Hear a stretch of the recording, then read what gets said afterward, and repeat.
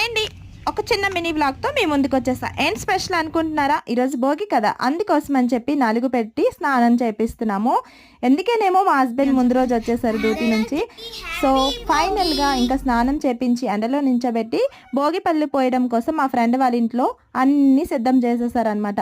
ఈ విధంగా పసుపు కాలుకి రాయడానికి, ఇంకా అక్షింతలు, ఇంకా పసుపు కుంకుమ అన్నీ పెట్టేసి ఈ విధంగా సాంప్రదాయంగా బొట్లు అయితే పెట్టేసుకున్నాం అందరం కూడాను.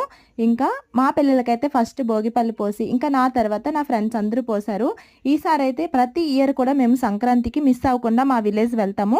కానీ ఇప్పుడు ఎందుకు వెళ్ళలేదు అంటే పిల్లలు ఇప్పుడు హాలిడేస్ పోయి ఇంకా ఫెబ్లో మ్యారేజెస్ ఉన్నాయి, అప్పుడు వెళ్తే ఇంకా స్కూల్కి వెళ్ళింది తక్కువ అయిపోతాయి కదా.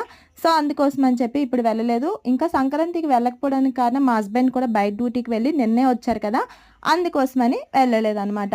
ఇంకా ఎప్పుడు కూడాను మన ఇంటి వాళ్ళతో అందరం బాగా హ్యాపీగా సెలబ్రేట్ చేసుకుంటాం కదా.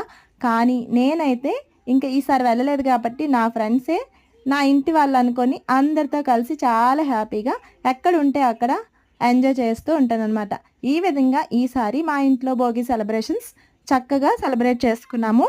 మరి మీ అందరూ ఎలా చేసుకున్నారు? ఒక లైక్ చేయండి, అలాగే నా వీడియోస్ని సబ్స్క్రైబ్ చేసుకోండి. అన్నే